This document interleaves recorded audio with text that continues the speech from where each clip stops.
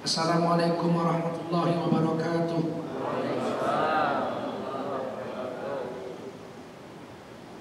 Hamdan wa syukran lillah, salatan wa salaman ala rasulillah wa ala alihi wa sahbihi wa mawalah. Allahumma salli wa sallim ala hadha nabiyil karim sayyidina wa habibina wa maulana Muhammadin wa ala alihi wa sahbihi ajma'in. Amma ba'du, qala Allah ta'ala fi kitabihil karim: A'udzu billahi minasy syaithanir rajim. Bismillahirrahmanirrahim. Ya ayyuhalladzina amanu kutiba 'alaikumus shiyamu kama kutiba 'alal ladzina min qablikum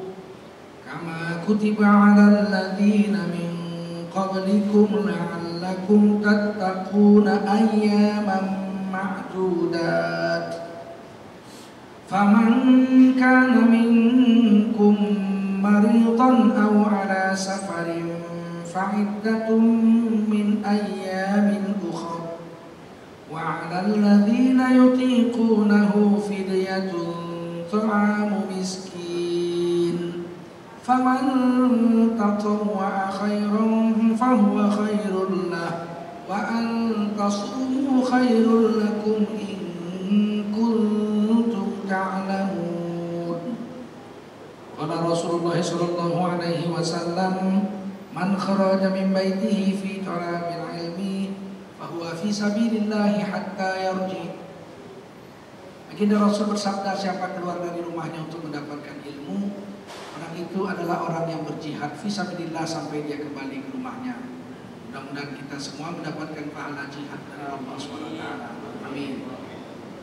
Shadaqallahul azim wa shadaqa rasuluhun nabiyyul karim wa nahnu ala dhalika minasy syahidin wasyakirin walhamdulillahi rabbil alamin. Bapak Ibu sekalian, keluarga besar Masjid Raya Bintaro yang dimuliakan Allah SWT, wajiblah kita bersyukur pada Allah SWT. Salawat salam kita sampaikan untuk baginda Rasulullah SAW. Tidak terasa sebentar lagi masuk bulan Ramadan, bulan agung, bulan yang digelari Nabi sebagai Syahrul Azim, bulan yang agung, Syahrul Mubarak, bulan yang bertaburan barokah, bulan yang mana Allah menurunkan rahmatnya rendah sekali sehingga semua orang mudah mendapatkan. Satu-satunya bulan yang namanya disebut di Quran. Ada 12 bulan, satu-satunya yang namanya Allah sebut. Syahrul Ramadan alladzi unzila fihi al-Quran. Bulan Ramadan itu adalah bulan di mana Al-Quran diturunkan Allah di dalamnya. Sebagaimana kita ketahui, Allah itu Maha Agung. Firman Allah Al-Quran adalah firman yang Maha Agung. Bukan ciptaan Allah itu Quran, tapi firman Allah yang kekal seperti Allah. Kalamullah, bukan makhluk Allah. Allah yang Maha Agung menurunkan firman-Nya yang Maha Agung, dibawa oleh malaikat paling agung, yaitu malaikat Jibril alaihissalam, bukan sembarang malaikat. Diturunkan di malam yang paling agung, yaitu malam Lailatul Qadr. Lailatul Qadri khairum min alfi syahr. Malam Qadar itu lebih baik dari 1000 bulan. Jadi ibadah di malam Lailatul Qadar seperti beribadah 83 tahun pahalanya. Diturunkan di negeri yang berkat, negeri yang disumpah Allah kehebatannya. Wa hadzal baladil amin wat-tini waz-zaitun wa turi sinina wa hadzal baladil amin. Kitab Taurat turun di Gunung Tursina, Allah sebut namanya wat-turi sini, Gunung Tursina. Makanya saya heran, di Mekah ditulis di bawah kaki gunung Jabal Nur, Wahirab, ditulis ini gunung gak ada apa-apanya, serupa gunung-gunung yang lain. Waduh, masa gunung Jabal Nur sama dengan gunung Gelunggung, sama dengan gunung Sinabung? Beda dong. Kenapa? Di situ turun-turun di gunung itu. Ya tapi nggak ada dalil katanya yang mengatakan gunung itu hebat. Ada wattini waszaitun wa turi sinina wa hadzal baladil. Kalau Taurat turun ke Gunung Tursina itu jadi hebat. Disebut Waturi Sinin, Gunung Tursina. Tapi ketika Quran turun ke Gunung Jabal Nur, Allah nggak sebut gunungnya, Allah sebut negerinya. Wahadal baladil amin. Lebih luas lagi, lebih luas dari sekedar gunung. Quran turun di Gunung Jabal Nur yang jadi dapat rahmat seluruh kota Mekah itu. Membuktikan Al-Quran lebih agung yang turun kepada Nabi Muhammad daripada yang turun kepada Nabi Musa. Sama-sama kalam Allah. Tapi kalam Allah Nabi Musa itu Taurat hanya untuk Bani Israel.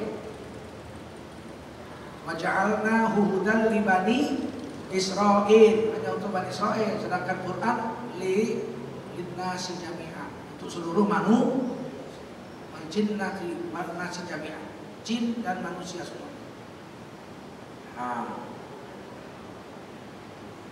Malamnya jadi malam agung, negerinya jadi negeri agung. Diturunkan kepada manusia yang menerimanya Nabi Muhammad SAW, manusia paling agung. Singkat ceritanya, Allah yang maha agung, Quran yang maha agung itu kesenggol apa saja yang kesenggol jadi agung. Ditulis di kertas itu berubah jadi mushaf Al-Quran. Tidak boleh lagi untuk tisu. Kertas kalau sudah ditulis ayat Quran tidak boleh lagi sembarangan diletakkan di bawah, tidak boleh. Sebab dia sudah jadi mushaf Al-Quran, berubah jadi agung. Jadi saya mau beritahu sesuatu yang agung, yang apa jadi agung. Saya kasih contoh lah biar gampang paham. Di Indonesia ini kan yang paling agung jabatan presiden, ya kan? Lebih agung dari menteri, lebih agung dari gubernur, lebih agung dari RT, RW, lurah, gubernur. Ya Allah, presiden yang paling agung. Begitu dia dilantik jadi presiden, semua yang berhubungan sama presiden berubah nasib. Itu dia jadi dilantik jadi presiden. Rumahnya tetap rumah yang itu, tapi orang lewat di stop. Begitu dia dilantik jadi presiden, orang lewat di stop. Kata polisi, mau kemana? Saya naik sepeda motor itu bilang, saya ini udah 20 tahun Pak lewat sini Pak kerja Pak. Saya lewat sini kerja Pak. Saya lewat 20 tahun lewat sini Pak. Tiap hari saya Pak. Kata polisi apa bilang, ya itu kemarin. Sekarang ini rumah udah jadi rumah presiden. Muter lewat sana.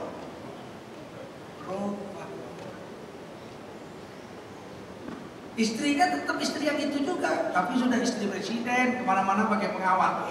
Yuk, istri presiden. Kemarin belum, hari ini langsung dikawal. Pembantu rumah tangganya tetap pembantu rumah tangga yang itu juga, tapi pembantu rumah tangga berubah jadi pembantu rumah tangga presiden. Belanja ada pengawalnya. Kenapa? Takut nanti diracun, mati itu presiden. Di tempe-tempenya diracun, mati itu presiden. Kawal. Supirnya pun tetap supir yang itu juga, tapi supir itu bilang apa? Saya tidak pernah lagi kena macet. Oh, bagaimana mau kena macet dong? 2 km sebelum presiden lewat jalan udah ditutup. Supirnya tetap supir itu, tapi dia bilang saya tidak pernah kena macet di Jakarta. Iya, supir presiden. Kemarin masih macet, ini hari enggak lagi. Itu yang kesenggol sama dia semua berubah. Maaf ini bahasa orang Medan, maaf cakap, maaf. Tai-nya jadi tai presiden. Tai-nya jadi tai presiden. Beda sama tai kita, beda. Seandainya dia berak malas ke kamar mandi, berak dia di karpet di Istana Negara, propot, setubuh tai-nya. Waktu dia cebok datang Kepala Pas Pampres Mayor Jenderal, kurang ajar, siapa berani buang tai di istana? Waktu Presiden bilang, presiden. Langsung pas Pak Menteri. Kenapa? Kayak presiden, siapa yang bilang? Coba Bapak buang air besar di istana coba, kalau nggak ditangkap. Kalau presiden nggak apa, dia presiden. Tainya diangkat sama pas pampret, nggak gigit dia. Presiden dia diangkat. Maaf cakap mungkin kalau dibungkus, ditaruh di rantang, dipanggil menteri, ini tai presiden, bawa pulang juga sama menterinya.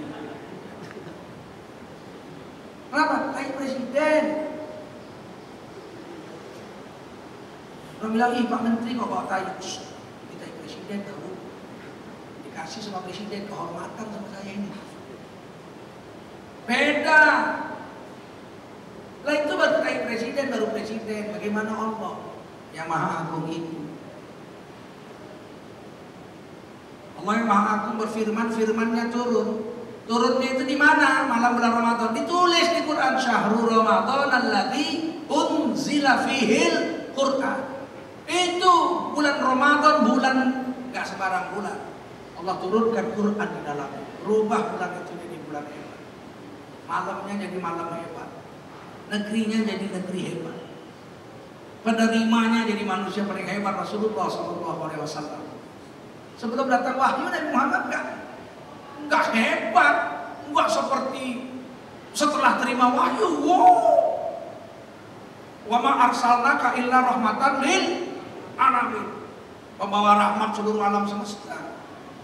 Bukan main-main ini. Makanya kalau ada orang mengatakan, ada saya dengar bulan puasa, bulan Ramadan jangan terlalu diagung-agung karena serupanya sama bulan yang lain.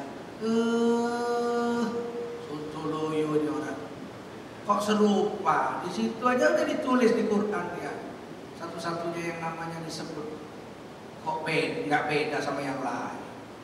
Pendangkalan agama hari ini terus-menerus terjadi. Terbit matahari 1 Ramadan berbeda dengan matahari-matahari yang terbit di bulan-bulan yang lain. Sehingga Nabi mengatakan, kalau umatku tahu kelebihan Ramadan, niscaya umatku akan meminta setiap hari Ramadan terus sampai mati, sampai kiamat. Tentu karena hebat kan? Nah, di bulan ini Allah mau melatih kita. Kalau bahasa kerennya training. Kita mau dilatih loncat posisi dari mukmin menjadi muttaqin. Waduh. Minal mukminin ya, ilal muttaqin. Dari orang mukmin menjadi orang muttaqin. Jauh sekali bedanya.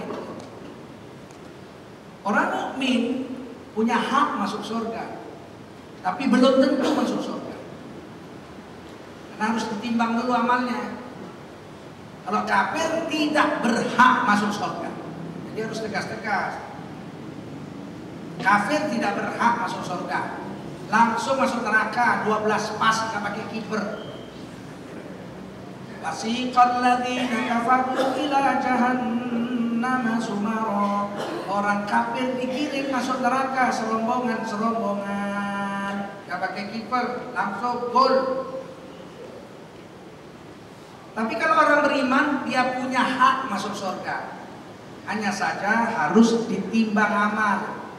Fa amma man faqulat mawazinuhu fa huwa fi 'ishatir radiyah. Kalau ditimbang amal, baiknya banyak. Dosanya banyak juga, tapi lebih banyak baiknya dari dosanya. Baiknya 1000, dosanya 999, masuk surga. Nah, ditimbang dulu. Kenapa dia boleh masuk surga? Karena dia beriman. Apakah dia masuk surga atau tidak? Tergantung amal soleh. Kalau amal solehnya lebih banyak daripada amal jahat, ya dia masuk surga. Tapi sebaliknya, wa amma man khaffat mawazinuhu fa ummuhu hawiyah wa ma adraka ma hiya narun hamiyah. Kalau ditimbang amal, baiknya banyak, tapi jahatnya lebih banyak. Jahatnya 1000, baiknya 999, apa boleh buat masuk neraka. Jadi orang jahat bukan orang yang nggak punya kebaikan. Orang jahat itu bukan orang yang tidak pernah berbuat baik. Orang jahat adalah orang yang perbuatan jahatnya lebih banyak dari perbuatan baiknya. Orang baik pun bukan orang yang tidak pernah berbuat jahat. Orang baik banyak berbuat dosa. Hanya saja dia dikatakan orang baik oleh Allah jika ditimbang amal, kebaikannya lebih banyak dari kejahatannya. Dia dihitung orang baik. Tapi Allah nggak mau kita mati dalam keadaan sekedar beriman. Minimal paling tidak kita ini mati dalam keadaan Islam. Ya ayyuhalladzina amanu, hai kamu orang beriman, ittaqullaha haqqa tuqatih, bertakwalah kamu dengan sebenar-benar takwa, wala tamutunna illa wa antum muslimun. Jangan kamu sempat mati, janganlah kamu mati, melainkan kamu mati dalam keadaan Islam. Islam itu tinggi. Islam itu beramal, Pak. Tunduk dan patuh dengan aturan Allah, itu Islam. Islam itu mengerjakan perintah Allah, beribadah, tunduk dan patuh dengan aturan Allah, itu Islam.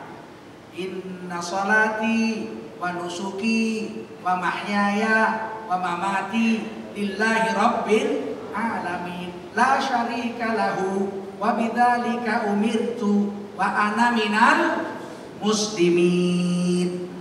Orang Islam itu sesungguhnya hidupku, matiku, ibadahku, semuanya itu untuk Allah. Begitu aku diperintah. Wa bidzalika umirtu, begitu aku diperintah. Jadi orang Islam itu tunduk sama Allah, tunduk dengan aturan Allah. Minimal mati Islam, mati tunduk dengan Allah, jangan melawan Allah. Tapi yang paling tinggi itu kalau mati bertakwa. Mati dalam keadaan bertakwa itu yang paling tinggi. Ya ayyuhalladzina amanu, hai kamu orang beriman, jinkah kamu, manusiakah kamu, pokoknya asal beriman lah. Kutiba alaikumus syiyam, diwajibkan kamu puasa. Kama kutiba alal ladzina min qablikum, seperti orang dulu juga diwajibkan puasa sebelum kamu. Orang Kristen, orang Majusi, orang-orang Yahudi, mereka diwajibkan puasa. La'allakum tattaqun, pasti kamu akan menjadi orang bertakwa jika sungguh-sungguh puasa dengan bekal iman. Kalau la'alla datangnya dari Allah artinya pasti. Kalau la'alla datangnya dari manusia katanya mudah-mudahan. Jika kamu betul beriman, puasa sungguh-sungguh, sebulan jadi orang bertakwa. Kalau kita orang bertakwa, apa hebatnya? Masuk surga gak diperiksa. Nah, itu bedanya dengan orang beriman. Orang beriman masuk surga, mungkin masuk surga, ya orang dia punya hak. Tapi diperiksa dulu amalnya, ditimbang. Kalau orang bertakwa, masuk surga gak ditimbang, langsung masuk aja. Wasiqal ladzina taqaw rabbahum ilal jannati zumara. Orang bertakwa digiring masuk surga serombongan-serombongan, nggak diperiksa. Orang bertakwa nggak diperiksa masuk surganya. Kenapa? Karena surga itu orang bertakwa. Memang surga disediakan untuk orang bertakwa. Wasari'u ila maghfiratin min rabbikum wa jannatin 'arduhas samawati wal ardh u'iddat lil muttaqin. Berapa indahnya ayat itu. Dan segeralah kamu semua rebut tempat pertama untuk mendapatkan keampunan dari Tuhanmu dan untuk mendapatkan surga. Rebutlah tempat pertama untuk mendapatkan surga yang seluas seluruh langit dan seluruh bumi. U'iddat lil muttaqin, yang hanya disediakan untuk orang bertakwa. Nah, itu makanya Allah mau kita jadi orang bertakwa. La'allakum tattaqun. Jika kamu bertakwa, kamu masuk surga gak diperiksa. Malaikat lihat orang bertakwa, udah tahu dia orang bertakwa, ada ciri-cirinya, ada tanda-tandanya. Tanda pertama orang bertakwa, seluruh bekas wudhunya bercahaya lebih terang dari matahari. Cahaya manusia terbagi tiga. Yang paling terang lebih terang dari matahari. Yang kedua seterang bulan purnama. Yang ketiga seterang bintang kejora. Tapi yang jelas bersinar. Bekas wudhu, makanya wudhu itu harus rajin-rajin. Wajah, tangan, kaki itu kalau berwudhu, kepala, nanti dari kiamat bercahaya terang benderang sehingga malaikat sudah tahu ini orang bertakwa, rajin sholat. Karena rajin berwudhu. Kalau bekas sholatnya, bekas sujudnya, keningnya, hidungnya, dua tapak tangannya, dengkulnya, dan ujung kakinya bercahaya lebih terang dari matahari, sehingga mereka tahu ini tanda-tanda bekas sholat. Min athari sujud, tanda-tanda sujud. Min athari wudhu, tanda-tanda wudhu bercahaya. Kalau badannya ditutupi dengan baju, menutup aurat yang rapi, dan pakaiannya itu pakaian yang halal, dicari dengan piringan yang halal, di hari kiamat pakaiannya bersinar terang benderang, lebih terang dari matahari, sehingga mereka sudah tahu ini orang makan hartanya halal semua ini. Mereka akan persilakan masuk surga. Kalau dalam Quran surah At-Taubah, surah At-Tahrim, nuruhum yas'a baina aydihim wa bi aymanihim. Cahaya meliputi tubuh mereka, atas bawah kanan kiri muka belakang mereka bercahaya terang. Yaquluna rabbana atmim lana nurana waghfir lana. Mereka orang bercahaya ini di hari kiamat berdoa, ya Allah, atmim lana nurana, sempurnakanlah cahaya kami ini. Waghfir lana, pelihara agar tetap bercahaya selama-lamanya, tidak padam-padam. Surah At-Tahrim. Orang-orang yang bertakwa itu tubuhnya bercahaya, sehingga malaikat suruh aja masuk surga, nggak diperiksa lagi. Sementara orang-orang berdosa melihat kawan-kawannya yang bertakwa, oh itu Ustaz Rafiq itu, oh itu Pak Bejo itu Ibu Siti itu, kawan saya itu, tetangga saya, mereka berlari-lari mau ikut masuk surga, di-stop sama mereka, diusir. Wamtazul yauma ayyuhal mujrimun. Minggir, orang berdosa minggir. Surah Yasin. Minggir. Mau kemari kamu? Dari mana malaikat tahu dia orang mujrimun, orang berdosa? Ada tanda-tandanya. Apa tandanya? Raine meleketek. Bahasa Jawanya itu. Raine meleketek. Wajahnya meleketek. Meleketek itu nggak bisa diterjemahkan ke dalam bahasa Indonesia. Wajahnya meleketek. Malaikat udah tahu ya, begini. Nggak bisa masuk surga. Ini kalau bertakwa. Bertakwa dari sholat, bertakwa dari zakat. Kalau hartanya halal, jubahnya bercahaya. Kalau rajin wudhu sholat, bekas wudhu, bekas sholatnya bercahaya. Bagaimana dengan puasa? Kan puasa takut juga. Sholat kan takwa juga ujungnya. Wal aqibatu lil muttaqin. Orang sholat juga bertakwa. Kalau puasa nggak bercahaya, Pak. Kalau kita rajin puasa, Bu, tidak bercahaya. Apa yang terjadi pada kita? Mulutnya harum. Mulut orang puasa harum. Hadis sahih Nabi bersabda, la khulufu famis shaim atyabu indallahi min rihil misk. Demi sesungguh bau mulut orang yang puasa, bau apa enggak? Bau mulut orang yang puasa di dunia, atyabu indallahi min rihil misk, lebih harum dari minyak kasturi di sisi Allah nanti di hari kiamat. Sehingga orang yang rajin puasa itu termasuk orang bertakwa. Begitu dia jumpa malaikat di hari kiamat, di padang mahsyar, dia kasih salam aja sama malaikat-malaikat penjaga itu. Assalamualaikum. Keluar dari mulutnya ini bau harum berkilo-kilometer. Mereka langsung, aih, sengit, harum sekali. Badai ke mana? Badai ke surga. Apa enggak diperiksa, Pak? Mulut harum. Kata malaikat apa? Ada pintu khusus, kata Rasulullah SAW, untuk orang yang berpuasa. Namanya Babur Rayyan. Babur Rayyan, pintu Ar-Rayyan. Dari mana malaikat tahu dia orang yang rajin puasa? Sehingga digiring masuk surga lewat pintu Ar-Rayyan. Wasiqal ladzina taqaw rabbahum ilal jannati zumara, digiring serombongan-serombongan. Kok lewat Babur Rayyan orang ini? Karena mulutnya harum. Mereka sudah tahu ini mulut-mulut harum orang-orang yang rajin puasa. Masuk surganya lewat pintu puasa.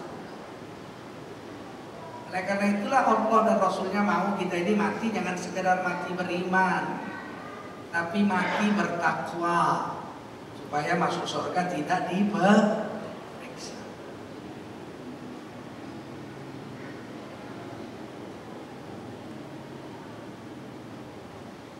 Di dalam bulan Ramadan ini selain kita berburu derajat dari mukmin menjadi muttaqin, kita juga disuruh melatih karakter. Kita disuruh melatih sifat-sifat. Nama sifat takwa. Sifat takwa itu adalah dua saja. Apakah takwa? Takwa itu menjalankan perintah Allah yang wajib dan yang sunnah, sekaligus detik itu juga meninggalkan larangan Allah yang haram dan yang makruh. Kalau dari segi pandang takwa, selama bulan Ramadan kita dilarang makan yang halal-halal, nasi, jus jeruk, istri, halal semua itu diharamkan selama siang hari bulan Ramadan, supaya nanti sebulan kita terbiasa dengan yang halal tidak rakus, dengan yang haram jijik. Jadi kalau kita sudah tidak rakus dengan yang halal, karena yang halal itu kalau kita rakus ini kita benci Allah. Kulu washrabu wa la tusrifu, innallaha la yuhibbul musrifin. Makanlah kamu, minumlah kamu, jangan rakus. Allah nggak suka orang yang berlebih-lebihan, rakus. Nggak suka Allah. Kalau Allah nggak suka, benci Allah, bahaya kita. Jadi orang bertakwa itu orang yang dicintai Allah, masuk surga nggak diperiksa. Ciri-cirinya kalau dari puasa ini, buah puasa yang diinginkan oleh Allah dari puasa itu, agar orang Islam tidak rakus dengan yang halal dan jijik dengan yang haram. Itulah buahnya puasa. Sekarang kalau Bapak Ibu nanya, saya ini udah puasa 40 tahun, sudahkah saya berhasil mencapai tingkat takwa itu? Mudah ukurnya, mengukurnya mudah. Apakah Bapak Ibu masih rakus dengan yang halal? Masih belum bertakwa. Karena takwa itu dua kalau dari segi puasa. Tidak rakus dengan yang halal, jijik dengan yang haram. Saya sudah puasa 40 tahun, ternyata saya masih senang dengan yang haram, berarti belum bertakwa. Saya sudah benci dengan yang haram, tapi masih rakus dengan yang halal, belum bertakwa. Karena takwa itu tingkat tinggi. Rasulullah itu makan ala kadarnya saja, minum ala kadarnya saja. Bayangkan Rasulullah makan bisa roti saja cuman pakai cuka. Bisa kita makan roti aja sama cuka, mau? Nggak mau, kita 4 sehat, 5 sempurna, 7 ngemil. Mana bisa kita sama dengan Rasul? Anak-anak kita biasakan makan mewah. Mau makan gak enak, komplain. Nggak enak makannya. Harusnya kita biasakan makan anak kita itu biasa saja. Karena ngajari anak makan mewah nggak usah diajari, Pak. Makan mewah itu nggak usah diajari, Bu. Semua orang makan enak tahu. Yang perlu diajar itu makan tidak enak. Sekali-sekali bikin nasinya gosong. Gosong nasinya, nak. Sekali-sekali kenapa rupanya, nak? Udah 70 tahun, maaf kakek hidup, sekali-sekali makan nasi gosong, kenapa rupanya? Kau pun sudah 17 tahun umurmu, baru sekali nih makan nasi gosong. Kenapa kau komplain? Besok-besok nggak makan lagi. Harus dilatih. Anak itu harus dilatih supaya ngerti. Susah. Kalau untuk hidup senang nggak usah dilatih. Semua orang pandai hidup senang. Hidup susah itu harus dilatih. Imam Ghazali mengatakan sekali-sekali berikan anakmu makanan yang tidak nikmat, dia memakannya. nasi keras pakai ikan asin gitu. Kok cuma ini mak, syukur bisa makan. Ada jutaan orang nggak makan tuh. Gitu. Makanya pramuka itu kadang-kadang bagus juga pramuka. Pergi kemah, tidur di kemah sana, lantainya tanah, kena hujan pula 3 hari, masak nasinya mentah, tidur kehujanan, basah kuyup, masuk angin, sakit, demam. Pulang ke rumah dia tidur di tempat tidur kita yang pakai tempat tidur alga itu, langsung dia bilang, aduh ma, kayak surga kurasa rumah ini. Nah, begitu. Kalau nggak ada komplek, mak, bosan saya di rumah ini, mak, bosan saya di rumah ini. Ya, bosannya di rumah ini. Sekali-sekali dikituin itu anak, bawa pergi dia ke hutan sana. Makan cuma pisang kok di sana, makan pisang, nggak ada nasi 3 hari. Pulang baru dia bilang, aduh mak enak sekali mak, nasi pakai rebus bayam ini enak sekali mak. Biasanya dia buang makanan kambing ini. Jadi kita tuh dilatih puasa itu supaya bisa tidak rakus dengan yang halal dan jijik dengan yang haram. Kalau itu sudah bisa menjadi sifat kita, kita orang bertakwa dan kita masuk surga tanpa diperiksa. Kalau bisa seperti itu. Ngapain yang haram? Yang halal aja aku sedikit ngambilnya. Buat apa aku ambil yang haram, yang halal aja sedikit? Itu karakter yang pertama. Karakter yang kedua, puasa mengajarkan sabar. Sabar dalam kelaparan, sabar dalam kehausan, tetap istiqomah menjalankan agama. Dahsyat memang Pak. Coba ibu pikir, pernah berpikirkah ibu bapak-bapak sekalian? Kalau kita musafir, sholat kita di korting, potong separuh. Aturan 5 waktu, boleh 3 waktu di jamak. Rakaatnya zuhur 4, asar 4 bisa dipotong, zuhurnya 2, asarnya 2, waktunya jadi 1, jamak kosor namanya. Maghrib 3 rakaat, isya 4 rakaat bisa dipotong, maghribnya 3, isyanya 2 dijadiin 1. Pas waktu isya tinggal tidur aja, nggak usah lagi sholat, udah sholat waktu maghrib dengan isya dijadiin 1. Kalau musafir dipotong, ibadah kita separuh. Padahal musafir itu belum tentu lemes. Pergi naik kapal terbang, duduk di eksekutif kelas, nginap di hotel bintang 7, Masya Allah. Di Dubai ada hotel bintang 7, Pak, Masya Allah, Pak. Borosnya lah manusia bodoh yang mau nginap situ. Saya dibawa situ sama kawan saya, minum teh 1 cangkir kecil itu, 2 gelas, teh 5 juta Pak. La ilaha illallah, 5 juta. Aku bilang, di kampungku 1 ceret kecil gini 1.000 rupiah.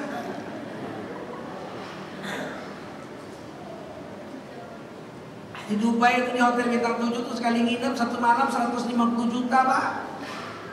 Mending daripada nginep situ duitnya kasih orang miskin. Paman kita belum punya rumah, bibi kita belum punya rumah, adik ipar kita belum punya rumah. Tapi walaupun kita musafir nginap di hotel bintang 7, sholat bisa di korting Pak. Makannya sok buntut, sholat bisa di korting. Puasa lemes, pahit mulut, haus, lapar, sholatnya nggak bisa di korting. Zuhur tetap 4 rakaat, asar tetap 4 rakaat, waktunya nggak boleh digabung. Padahal lemesnya bukan main. Kenapa? Karena Allah mau ngajari kita sabar. Dengan puasa ini sabar. Amalmu nggak dikurangi bebannya, pekerjaanmu nggak dikurangi bebannya. Tapi kamu disuruh lapar dan haus, Allah mau lihat. Dalam keadaan lapar dan haus masih bisa nggak sholat 4 rakaat dengan khusyuk? Masih ikhlas nggak sholat asar 4 rakaat waktu lapar dan haus itu? Malah ditambah pula lagi beban baru, sholat tarawih 23 rakaat dengan witir. Ditambah beban lagi. Padahal lemas, lapar, haus. Kenapa? Allah mau tahu sejauh mana kesabaran kita. Kalau kita nggak biasa terlatih sabar seperti ini, murtad banyak orang Islam Pak. Miskin sedikit murtad, miskin sedikit piara tuyul, miskin banyak babi ngepet. Nggak biasa sabar. Allah mau kita sabar, dilatih. Sehingga semiskin apapun kita, Allah, dulu aku juga pernah alami waktu puasa. Gak makan, gak minum, lemes, tapi aku bertahan kok. Selamat juga, buka puasa aman juga. Buka puasanya cuma pakai bakwan aja 3 potong sama air putih. Toh saya gak mati juga. Sudah saya alami bertahun-tahun. Ngapain harus murtad? Nah, ini supaya sabar. Apa kelebihan orang sabar? Innallaha ma'as-sabirin. Allah bersama orang sabar. Aduh, ibu bapak, kita ini bersama presiden jadi hidup nyaman, Pak. Jadi supir presiden, saya bilang tadi nggak ada macet, nggak ada macet. Apa yang dimakan presiden itu ini makan supir. Cuman bedanya presiden di meja, kita di kotak kan, tapi sama. Presiden nginep di hotel yang sama, kita supirnya nginep di hotel yang sama. Ajudannya nginep di hotel yang sama. Pakaiannya seragam sama presiden. Presiden pakai batik, kita pakai batik sama, warnanya, harganya sama. Itu baru bersama presiden. Bagaimana bersama dengan Allah Subhanahu wa Ta'ala? Siapa yang berani ganggu kalau kita bersama Allah? Kita bersama presiden aja nggak ada yang berani ganggu kita. Polisi lalu lintas nggak berani ganggu kita, Pak. Nggak ada orang berani razia rombongan presiden. Biarpun ada razia sedang digelar, rombongan presiden lewat, pura-pura nggak tahu, malah hormat semua itu yang razia. Rombongan presiden lewat. Itu baru bersama presiden. Bagaimana bersama dengan Allah? Bagaimana supaya kita mau bisa bersama dengan Allah setiap detik dan setiap saat? Sabar. Innallaha ma'as sabirin. Yang ketiga, puasa ini kita mau dilatih untuk bersifat jujur. Ini karakter yang ketiga muncul dari puasa. Orang puasa kalau udah niat, sengaja aku puasa esok hari di bulan Ramadan karena Allah Subhanahu wa Ta'ala. Biar makanan di dalam kulkasnya jus 17 macam nggak bakal diminum, Pak. Ada jus jeruk, jus kiwi, jus apel, semua ada jus, sampai jus jengkol lengkap.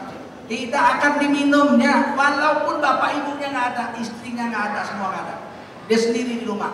Aduh, hausnya, dibukanya kulkas. Masya Allah, segala macam jus ada. Tidak, aku sedang puasa. Nanti maghrib baru minum. Ada latihan sifat jujur.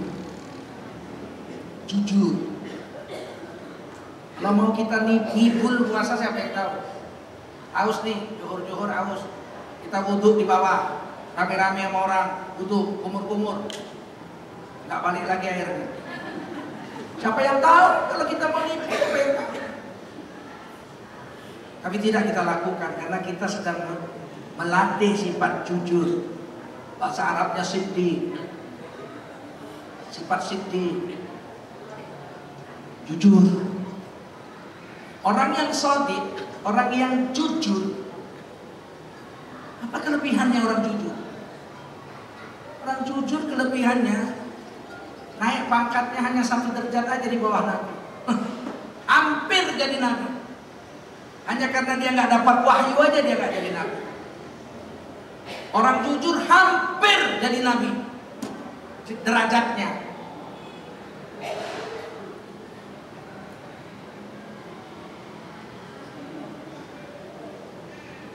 Di dalam Quran disebut ma'an nabiyyin was-siddiqin wasyuhada was-salihin. Ini orang-orang yang diberi nikmat oleh Allah. Bersama-sama orang yang diberi nikmat, yang pertama adalah para nabi, nabi-nabi nomor 1. Nomor 2 was-siddiqin, orang-orang siddiq, orang-orang jujur. Di bawahnya wasyuhada, orang yang mati membela agama sampai nyawanya tercabut gara-gara agama, tumpah darah, mati semua gara-gara agama. Itu derajatnya nomor 3, Pak. Baru was-salihin, orang soleh. Orang soleh nomor 4. Nabi-nabi, orang jujur, siddiq. orang mati syahid, baru orang soleh. Orang soleh saja masuk surganya bawa pamilu. Orang soleh mati bawa bapaknya, kakeknya, buyutnya, istrinya, anaknya, cucunya, cicitnya. Orang soleh diberi kekuatan untuk memberi bantuan kepada keluarga dekatnya. Jannatu adni yadkhulunaha wa man salaha min abaihim wa azwajihim wa dhurriyyatihim wal malaikatu yadkhuluna alaihim min kulli bab salamun alaikum bima sabartum fa ni'ma uqbad dar. Orang-orang soleh akan masuk surga Jannatun Aden. Orang Batak menyebutnya Taman Eden, Jannatun Aden. Waman sholaha min abaihim, orang-orang soleh itu bersama-sama dengan bapaknya, kakeknya, buyutnya yang soleh, istri-istri mereka semua, anak-anaknya, cucu-cucunya, cicit-cicitnya, semuanya satu rombongan masuk surga. Masuk di istana gede, istana besar. Dan malaikat-malaikat menyerbu pintu-pintu surga mereka cuma untuk ngasih selamat. Salamun alaikum bima sabartum fa ni'ma uqbad dar. Selamat atas kamu. Inilah surga Jannatun Adn untuk kamu sebagai balasan atas kesabaran kamu waktu di dunia. Surga yang indah yang tidak terperikan indah. Itu orang soleh. Derajat nomor 4. Orang soleh, semua orang sholat sedunia kita masuk dalam doa orang soleh kalau kita orang soleh. Orang soleh wajib, orang sholat wajib baca tahiyat akhir. Dalam tahiyat akhir itu bacaannya Assalamualaikum ayuhan nabiyyu warahmatullahi wabarakatuh. Assalamu alaina wa ala ibadillahis sholihin. Keselamatan, semua keselamatan itu atas kami yang sholat ini dan orang-orang soleh sampai hari kiamat. Itu baru orang soleh. Bagaimana orang mati syahid yang di atasnya?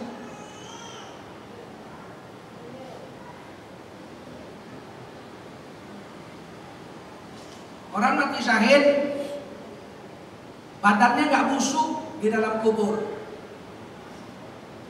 Yang kedua dapat minum, dapat makan selama di dalam alam kubur. Dan dia hidup di dalam kuburnya. Berbahagia di dalam kubur. Wala tahsabanna alladzi qutilu fi sabilillahi amwata. Jangan kau katakan jangan kau sangka alladzina qutilu fi sabilillah, orang-orang yang terbunuh di jalan Allah itu amwata, mereka mati. Tidak. Wala tahsabanna alladzina qutilu fi sabilillahi amwata. Jangan kau kira, jangan kau sangka orang yang mati di jalan Allah itu mereka mati. Bal ahya, sesungguhnya mereka hidup. Di dalam kubur hidup. Jangan tanya kayak mana hidupnya, nggak tahu. Saya belum sampai sana. Tapi Quran bilang hidup. Percaya sajalah hidup. Yurzakun, diberi rezeki, makan dan minum. Apa makan minum orang di dalam kubur? Saya tidak tahu. Quran bilang makan minum. Farihina bima atahumullahu min fadlih, mereka berbahagia, riang gembira di dalam kubur dengan rezeki-rezeki, karunia-karunia yang Allah berikan kepada mereka. Termasuklah kuburnya berubah menjadi taman-taman surga, raudhah min riyadil jannah. Tiap hari mencium bau surga dan melihat jutaan bidadari sudah menunggunya, setiap hari memanggil-manggilnya untuk pulang ke sana. Itu orang mati syahid. Bagaimana orang yang di atasnya, orang yang jujur.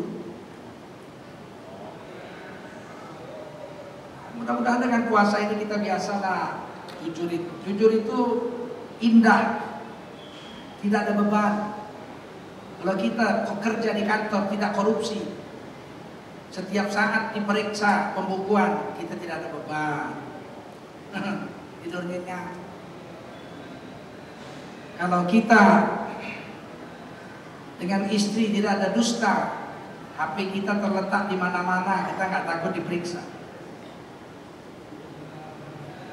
Orang sekarang ini selalu menipu istri. Di HP itu kalau selingkuhannya ditulis direktur utama. Giliran nomor istri ditulis Kopassus. Ini ada Kopassus, istri saya, istri Kopassus, selingkuhan direktur utama. Tapi tetap was-was, karena ada ketidakjujuran. Orang jujur, hidupnya merdeka, jiwanya tenang. Kalau jiwanya tenang, Masya Allah, ibadah pun khusyuk.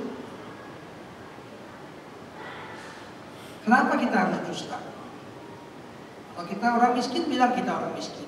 Jangan berpura-pura kaya. Nanti kita jadi beban sama kita, nggak tahan gitu. Kalau kita orang kaya, katakan, saya memang kaya, saya banyak. Kenapa kita harus berpura-pura miskin? Berpura-pura pun tak sedap. Yang boleh di dunia ini hanya berpura-pura nangis. Nah, kalau nangis pura-pura boleh, itu disuruh. Wabeku, nangislah sungguh-sungguh. Waktu sholat nangis, waktu zikir nangis, waktu doa nangis, betul-betul nangis. Wabeku, nangislah kamu, kata Rasul. Fa'ilam tabeku, kalau nggak bisa nangis, kalau nggak bisa nangis beneran, sungguh-sungguh, fatabakau, pura-pura lah nangis. Nah, jadi pura-pura nangis berpahala. Pura-pura berpahala karena disuruh Rasul. Tapi kalau pura-pura miskin, pura-pura kaya nggak disuruh ya Rasul. Nangis pura-pura dulu setahun, mungkin tahun kedua baru bisa nangis beneran. Jujur, setingkat saja di bawah Nabi derajatnya, 2 tingkat di atas orang soleh, 1 tingkat di atas orang manusia. Yang terakhir, dengan puasa ini kita disuruh Allah dan Rasulnya melatih sifat. Orang Jawa bilang teposalero, apa? Merasakan penderitaan orang lain, merasakan penderitaan orang lain. Dengan puasa ini ada harapan kita bisa merasakan penderitaan orang lain. Kalaulah tidak, karena puasa ini hukumnya fardu, diwajibkan oleh Allah. Kalau tidaklah puasa ini hukumnya wajib, fardu, niscaya orang kaya tidak akan pernah lapar selama-lamanya. Kapan orang kaya lapar? Mau makan tinggal pencet handphone. Nit. Halo, getuk lindri. Ini ya yang nggak pakai pewarna. Mahal Pak? Berapapun saya bayar. Antar sini. Wah, makan siang. Tik. Halo, nasi kebuli. Antar sini. Yang mana? Kambing. Kambing ada 2 Pak. Yang tua sama yang muda. Yang muda lebih mahal 2 kali lipat. Yang muda. Antar sini. Kapan orang kaya bisa lapar? Kapan orang kaya lapar? Bulan puasa. Miliaran pun duitnya nggak bisa, harus lapar. Biar apa? Biar bisa dia rasakan bahwa lapar pun nggak enak. Biar bisa dia rasakan bahwa haus itu tidak enak. Baru dia mikir, ya Allah, haus nggak enak, lapar nggak enak. Baru dia perasaan, ya Allah, orang miskin gimana nasibnya?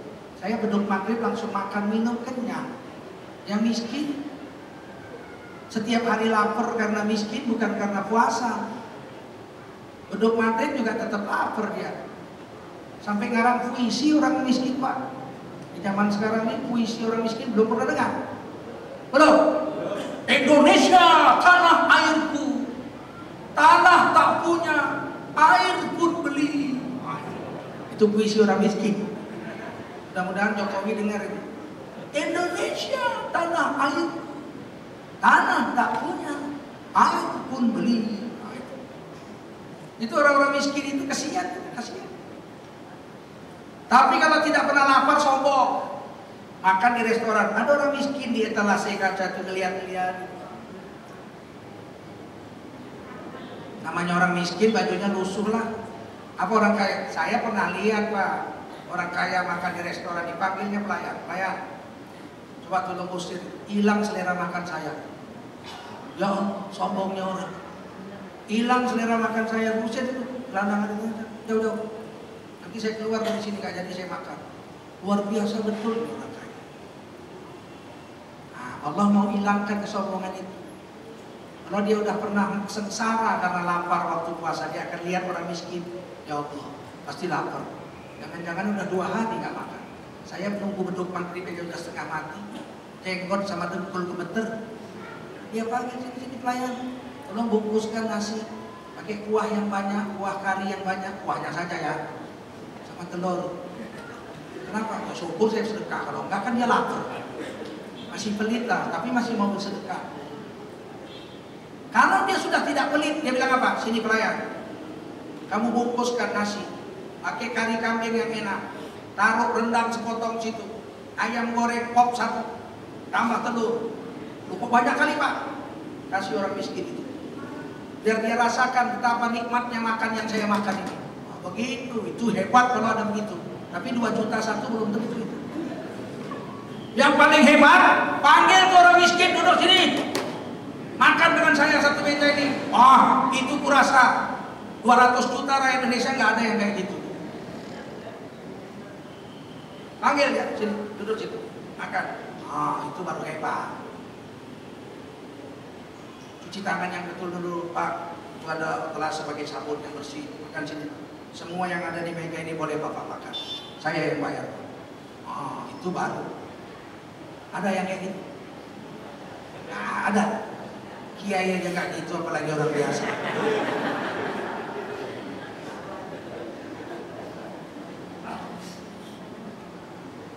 Itu buah puasa itu bisa merasakan orang lain. Kalau itu bisa ada di hati kita, sukses puasa kita, sukses. Kalau itu belum tumbuh, biar sudah 50 tahun kita puasa, gagal.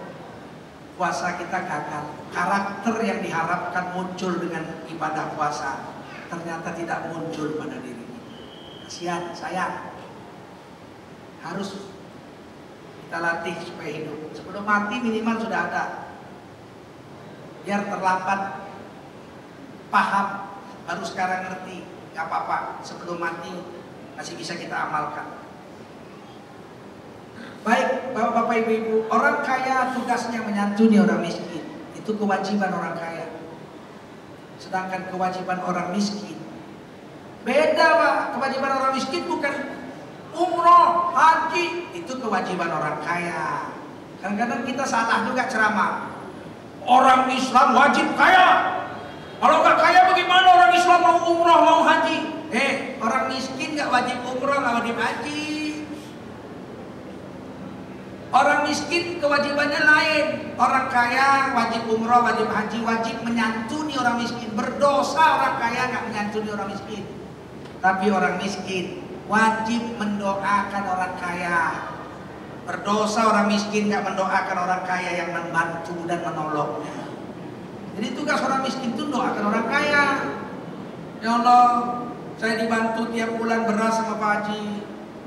Kayakanlah dia terus sampai matinya ya Allah. Masukkan surga dia mulus tanpa diperiksa. Itu tugas orang miskin. Tugas orang kaya ngasih dia makan. Begitu. Ini kadang-kadang orang miskin dendam sama orang kaya. Lewat orang kaya meludah dia. Setan lewat. Itu tugas orang miskin mendukung. Jangan ada ghil, ada rasa dendam di hatimu.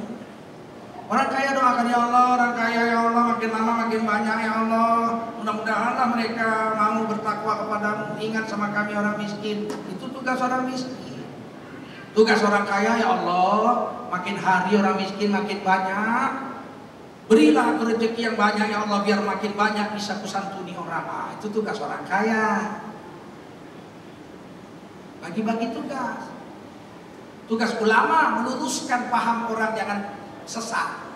Tugas pemerintah melindungi segala tumpah darah dan bangsa Indonesia dari kesengsaraan lahir batin, kesengsaraan batin, kesengsaraan agama. Jangan sampai aliran sesat merajalela. Kesejahteraan jasmani, hidup makmur, aman sejahtera. Itu tugas pemerintah. Jadi bagi-bagi tugas. Janganlah kalau kita miskin kita dendam sama orang kaya.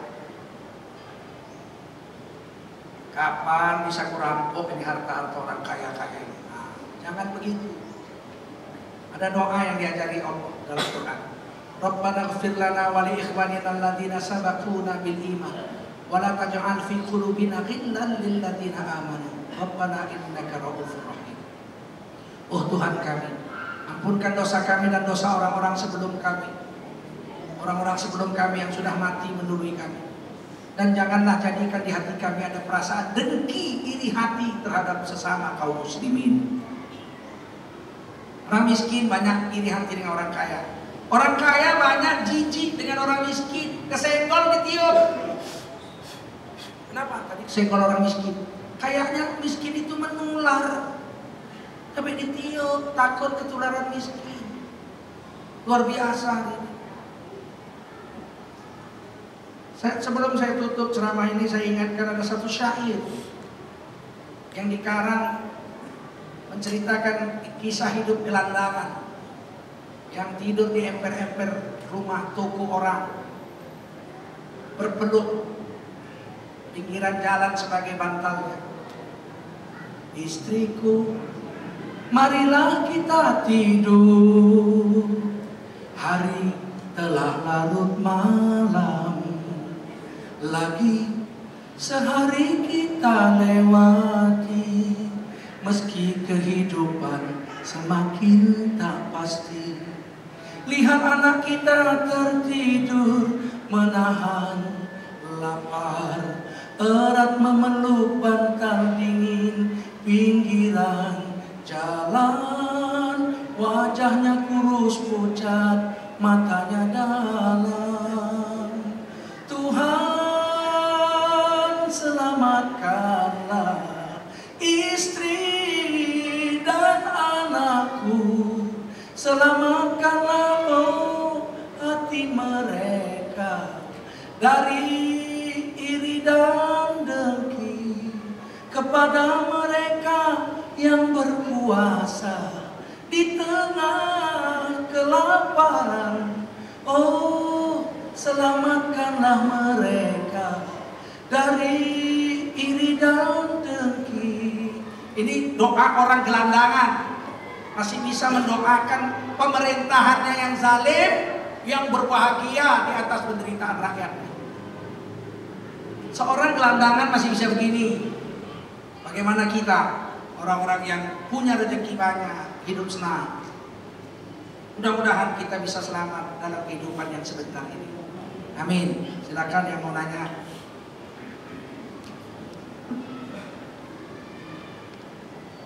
Para jamaah sekalian rahimakumullah, banyak sekali pelajaran yang diberikan oleh guru kita. Sedikit dapat saya simpulkan bahwa puasa dapat menyebabkan orang yang berpuasa menjadi manusia yang hebat. Orang yang berpuasa dapat menyebabkan pelakunya menjadi manusia yang jujur, menjadi manusia yang sabar, dan akan melahirkan karakter manusia yang tepo seliro. Hadirin wal hadirat rahimakumullah, mungkin ada pertanyaan dari jamaah. Diawali dari bapak-bapak dulu, silakan.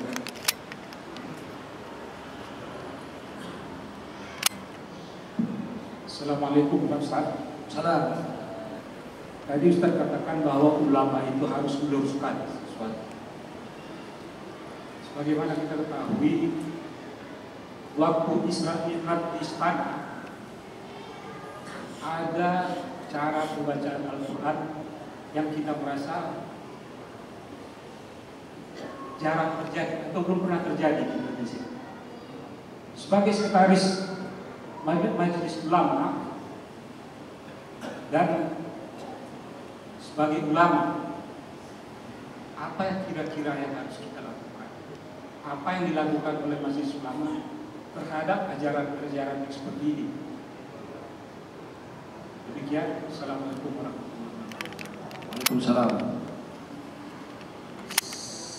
Malamnya ketika Isra Mi'raj itu terjadi, besoknya saya sudah dikirimi orang videonya. Saya langsung diwawancari Republika. Harian Republika mewawancarai, saya katakan perbuatan itu perbuatan yang konyol dan memalukan. Bisa dilihatlah di Republika Online, masih ada RUR Republika Online. Majelis Ulama Indonesia tertunjukkan ayat Al-Quran Tangkap Jawab. Yang baca ratusan ribu orang sudah waktu itu, saya nggak cek lagi sekarang. Walaupun dalam ilmu fikih baca Quran itu terbagi dua level, dua tingkatan. Tingkatan pertama dalam hadis Rasulullah bersabda, al-mahiru bil Quran ma'asafaratil kiramil bararah. orang yang bisa baca Quran mahir seperti gaya orang Quraisy. Jadi Arabnya Arab Quraisy, bukan Arab Yaman, bukan Arab Irak. Arab Yaman bilang qaf g, qalbi jadi galbi, maqadir jadi magadir.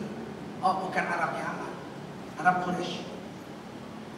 Siapa yang bisa baca Quran mahir seperti malaikat Jibril menurunkannya kepada Rasul, orang itu kalau mati surganya satu kompleks dengan Rasulullah SAW. Ma'asafaratil kiramil bararah. Surganya Firdaus bertetangga dengan Rasul-Rasul. Yang level 2, walladzi yaqra'ul Qur'an wa yatata'ta wa huwa 'alaihi syaq lahu ajrun.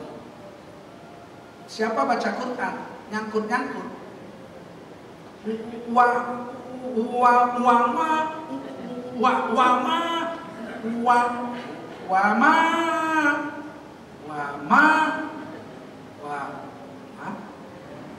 yang dengar aja darah tinggi. Tapi kata Rasulullah, orang ini dapat pahala 2, lahu ajrun. Baca Quran nyangkut-nyangkut, lidahnya totok, wa huwa alaihi syaq. Lidahnya totok Jawa, totok Batak, totok Mendiling, totok Aceh, totok Padang, lakanui, katakan lakanud. Lahu ajroni, orang ini dapat pahala 2. Pertama pahala belajar, dengan susah payah bertahun-tahun nggak berubah-ubah, tetap juga payah. Iya, tapi dia terus juga belajar sampai mati dapat pahala 2. Satu pahala belajarnya, satu pahala, satu huruf 10 pahala, wa 10 pahala, ma 10 pahala. Sekarang kalau kita baca Quran sudah mahir, jangan pura-pura bodoh. Berdosa kita kalau kita sudah mahir baca Quran seperti orang Quraisy, tiba-tiba kita baca kayak orang Jawa, berdosa kalau disengaja. Imam Syafi'i dalam Hasyiah Imam Romli diceritakan boleh membaca Quran dengan nagom selain nagom Arab kalau memang nggak mampu pakai nagom Arab. Ada orang yang sampai mati lagunya lagu Jawa terus, belajar kayak manapun nggak bisa. Kalau itu diperbolehkan. Yang saya marah malam itu, kenapa di Istana Negara ditampilkan yang sekedar boleh, yang ala kadarnya. Istana itu harus ditampilkan yang the best, yang afdol, yang ahsan, yang terbaik. Masa yang ala kadarnya itu menghina bangsa Indonesia itu. Saya beri contoh biar jelas, kalau dikasih contoh nggak paham nih otak manusia ini. Bagaimana perasaan kita kalau presiden kita menyambut presiden-presiden negara asing waktu konferensi Asia Afrika, presiden kita pakai sarung, sendal jepit, kaos oblong. Bagaimana perasaan kita? Boleh nggak? Boleh, apa salah? Kan dia nggak telanjang tutup aurat. Iya, tapi pantas nggak? Pantas nggak? Kau dibuat.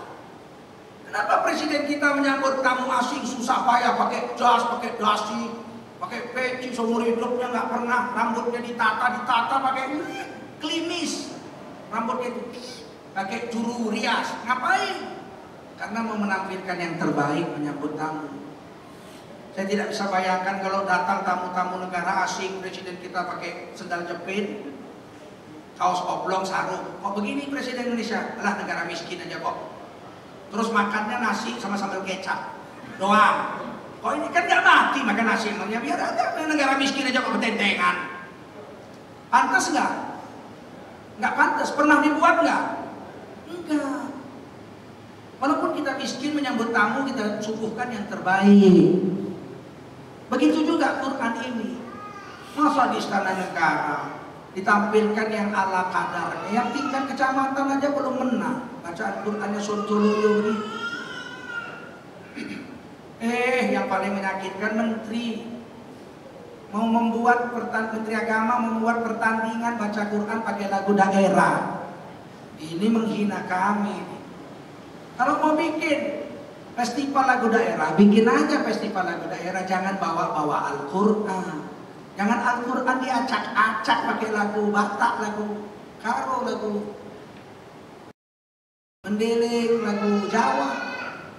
Quran itu bukan milik nenek moyangmu, itu milik kami juga, kaum muslimin. yang diacak-acak. Coba bapak-bapak bayangkan, kalau sholat maghrib, nggak usah lah dulu tampil istana. Sholat maghrib aja di musola, imamnya baca lagu Jawa, enak nggak?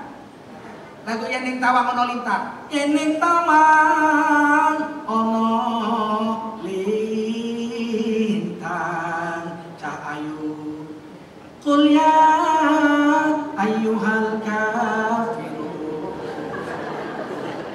La a'budu ma ta'budun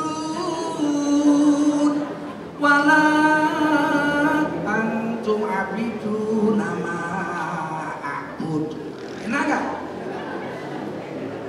Lakum dinukum waliyadin.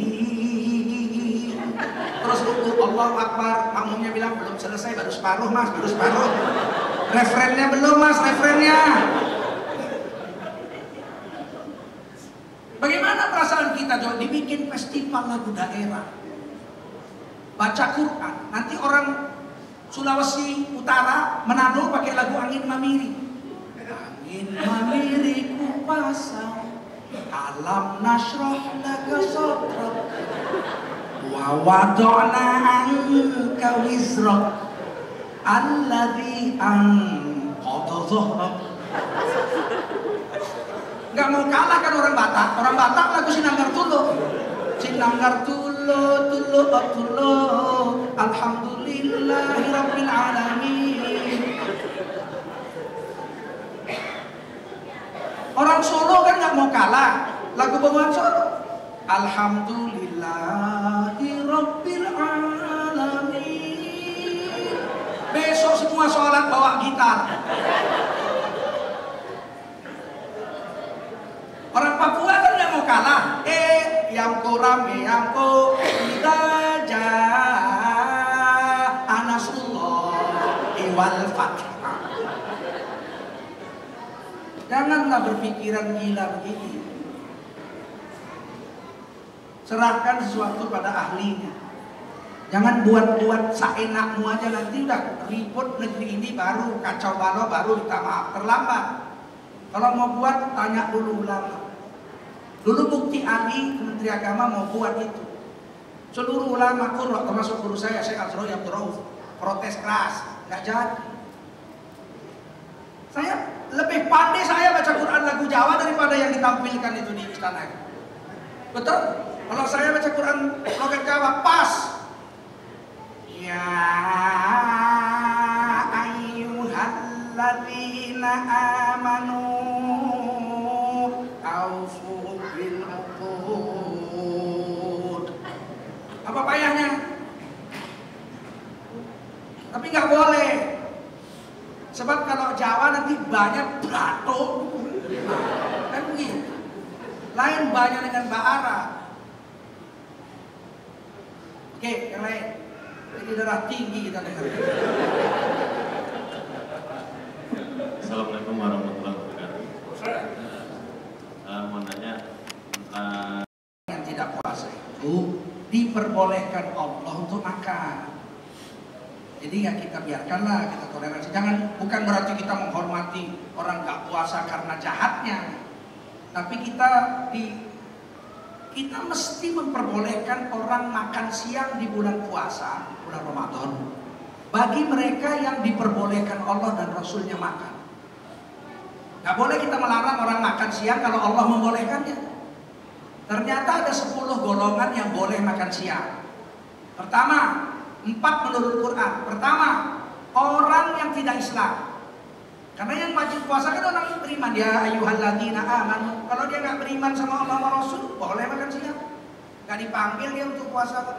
Puasa pun dia percuma, nggak berpahala. Jadi kalau ada orang Cina nggak Islam makan siang, kita jangan marah. Kita pukuli pulau, hanya. Woi orang salah apa? Oh kamu berani-berani makan siang di bulan Ramadan? Hanya, orang punya Tuhan bilang, boleh makan. Oh Tuhan yang membolehkan kok kita marah. Lakum dinukum. Tuhan kita memperbolehkan mereka makan di siang hari. Yang diwajibkan kita orang beriman, mereka enggak. Yang kedua, paman kana minkum marido, sakit. Orang Islam walaupun sakit boleh makan. Kenapa kamu makan? Sakit. Sakit apa? Sakit panu? Bukanlah. Sakit yang membuat dia tak bisa puasa. Kemudian apa? Tahu anak safar atau musafir? Musafir orang Padang datang kemari boleh makan. Bayangkan kalau seluruh restoran diwajibkan tutup semua, kalau buka digebukin. Gimana nasib orang musafir? Datang dari Padang, belanja Tanah Abang, datang dia mau makan nggak ada, dia, padahal Allah membolehkan dia makan. Apa dia bilang? Pak, aku Jakarta foto sekadar iko restoran tutup sadonya mampu yang beda makan. Boleh dia makan. Yang terakhir wa 'alal ladzina yutiqunahu fidyatun ta'am. Kalau sudah sakit bertahun-tahun atau dia sudah jompo, dia nggak usah puasa, bayar aja fidyah. Udah cuci darah atau lever kronis, jangan coba-coba puasa. Walaupun saya cuci darah, saya nekat puasa. Ciun. Kau ciun. Inna lillahi wa inna ilaihi raji'un. Ada 6 lagi Pak di hadis. Wanita haid haram puasa, wanita nifas haram puasa. Berarti boleh makan. Wanita menyusui, wanita hamil boleh puasa, boleh nggak puasa. Kalau dia nggak puasa boleh makan. Yang kelima anak-anak umur 3-4 tahun silakan dia makan. Yang terakhir orang gila. Nah, ini nggak perlu puasa, siang malam nggak perlu puasa, gila. Nah kalau restoran buka silakan. Tapi kita orang Islam wajib berdakwah. Kalau ada kawan kita masuk restoran kita tanya, Tamrin, kamu tadi ke restoran? Makan? Kamu sakit? Enggak. Hamil? Enggak. Haid? Enggak. Menyusui? Enggak. Hamil? Enggak. Anak-anak? Enggak. Sakit? Enggak. Oh berarti kamu gila. Harus dijawab. Bolehkah restoran buka? Boleh. Apakah untuk menghormati orang yang tidak puasa? Bukan. Untuk mereka yang dibolehkan makan bisa makan. Ya, jadi bukan karena hormatilah orang yang tidak puasa, biarkan mereka makan walaupun dia jahat begitu. Tidak, yang 10 ini aja. Di luar yang 10 jangan coba-coba, harus kita boikot. Kalau ada kawan kita nggak masuk yang 10 itu makan di restoran, yang jualan pun harusnya nggak boleh kasih makan. Bapak saya lihat tegap. Bapak orang mana? Saya orang sini. Kok beli makanan? Saya malas puasa. Pergi! Saya tidak jual untuk orang-orang seperti Anda. Harus begitu. Ini enggak. Keker preman pakai tato dikasih juga. Tidak, saya tidak jual untuk Anda. Tapi kamu buka restoran. Saya restoran buka untuk 10 orang. Tidak Islam, orang Islam sakit, orang musafir, orang jompo, anak. Atau bapak gila. Kalau gila saya jual ini. Harus yang jualan juga dakwah. Nanti ini disalahgunakan. Hukum Allah ini mau disalahgunakan oleh orang-orang durhaka untuk memelintir agama. Kita juga harus hati-hati. Gitu. Boleh buka restoran? Boleh. Itu yang 10 itu. Yang lain. Silakan. Assalamualaikum warahmatullahi wabarakatuh. Waalaikumsalam. Ini mengenai yang tidak lazim ya Ustaz. Waktu akad nikah kemarin itu saya dengar Kadi itu bacakan saya nikahkan ditambah dengan saya jodohkan. Apa itu tidak menyebabkan batal perkawinan karena ditambah-tambahnya? Enggak. Pokoknya asal ada aku kawinkan atau aku nikahkan. Yang lain-lain aku kawinkan kamu jadi jodoh sampai surga. Allah lah, pokoknya ada satu kawinkan. Cuma yang biasa orang Indonesia ini kan kalau ada orang besar itu akan jilat-jilat kita, jilat-jilat dikit. Padahal naik pangkat pun enggak nih, begitu juga. Sudahlah kita bahaskan. Kalau itu nggak sah, semua ulama sudah protes. Assalamualaikum warahmatullahi wabarakatuh.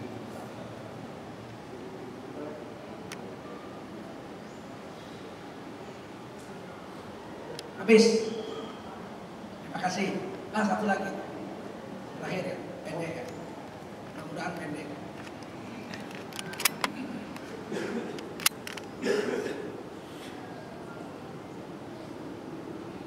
Assalamualaikum warahmatullahi wabarakatuh. Waalaikumsalam. Tadi Pak Ustadz menyebutkan orang yang jujur itu satu derajat di bawah Nabi. Apakah kejujuran ini harga yang mutlak dalam keadaan apapun? Terima kasih. Oh, tidak. Dalam Islam khususan, ada yang mutlak. Pasti ada pengecualian. Puasa saja ada 10 yang dikecualikan boleh nggak puasa. Jujur juga ada 10, ada yang beberapa yang dibolehkan tidak jujur. Misalnya menyelamatkan nyawa orang. Dalam rangka menyelamatkan nyawa orang boleh bohong. Datang orang, Pak, Teguh tolong Pak, selamatkan aku Pak, aku mau dibaca orang Pak. Ya sembunyi aku di rumah Bapak ya, masuk dia ke rumah saya. Datang orang yang mau baca, Pak Teguh, ada lihat orang tadi lewat sini? Dia bilang nggak ada, kayaknya ke sana ya. Saya bohong untuk menyelamatkan nyawa orang itu. Kalau dalam keadaan seperti itu nggak boleh jujur. Ada tadi orang lewat sini Pak, mau saya bacok tuh Pak, agak sembunyi di rumah saya. Mati aja dibacok. Boleh bohong dalam hal itu. Yang kedua boleh bohong untuk mendamaikan orang yang sedang bertengkar. Ada orang lagi berkelahi.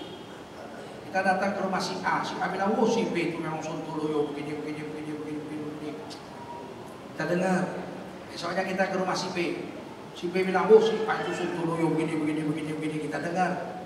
Besoknya kita jumpa si A. Apa kata si B? Kemarin kau kuliah ke sana. Kata si B, dia baik sama kamu dari muda kan, katanya kuliahnya satu kamar tidur, satu kos-kosan.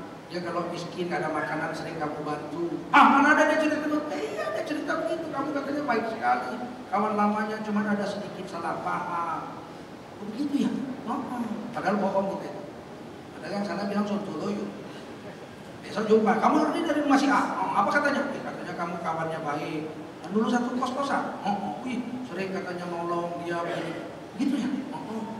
Waduh, jadi ada salah paham sedikit terus lagi. Oh iya, mau damai gak? Mau, ayo bawa ketemuin kami. Boleh bohong untuk kami mendamaikan orang. Salah satu lagi boleh bohong sama istri untuk menyenangkan hatinya. Bukan bohong dalam urusan kewajiban ya. Kewajiban belanja, makan, itu nggak bisa. Itu nggak bisa bohong. Uang ada tapi bilang nggak ada. Udahlah pakai gaji kawan aja. Kau kan gajimu banyak. Uang aku nggak ada. Dosa si suami. Karena nggak ada haknya istri memberi makan suami. Walaupun gajinya 1 miliar sebulan dikantonginya semua nggak berdosa. Tidak ada hak suami minta harta istri.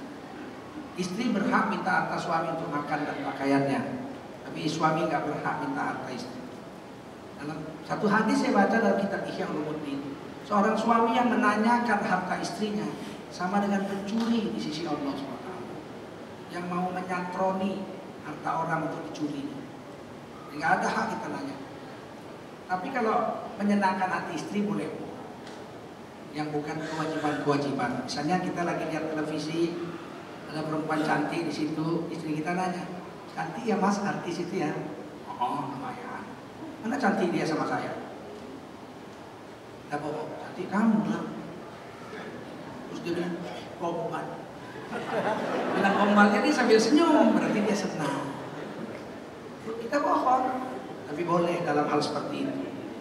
Menyenangkan hatinya. Jangan coba-coba jujur Pak kalau urusan itu. Cantik mas yang artis, cantik. Cantik mana sama saya mas? Gila kamu. 1000 kali lah cantik sana. Kena cakar lah bukan. Begitu ya. Semoga ada manfaat. Subhanallah bihamdihi, subhanakallahumma wa bihamdika, asyhadu an la ilaha illa anta, astaghfiruka wa atubu ilaik. Subhana rabbika rabbil izzati amma yasifun, wa salamun alal mursalin, walhamdulillahi rabbil alamin. Wassalamualaikum warahmatullahi wabarakatuh. Waalaikumsalam warahmatullahi wabarakatuh. Hadirin wa hadirat rahimakumullah, demikianlah kajian kita pada pagi hari ini. Mudah-mudahan apa yang disampaikan oleh guru kita bermanfaat bagi kita dalam kehidupan sehari-hari. Terima kasih. Assalamualaikum warahmatullahi wabarakatuh. Kami umumkan bahwa mulai minggu depan tidak ada kajian duha di bulan Ramadan ya. Tidak ada kajian duha dan semuanya dialihkan ke ba'da subuh. Terima kasih. Kecuali tanggal 28 Juni, insyaallah nanti akan ada kajian khusus tentang zakat ya. Dimulai dari jam 9 sampai zuhur. Nanti insyaallah semua jadwal akan kita pampang di depan nanti. Terima kasih. Assalamualaikum warahmatullahi wabarakatuh.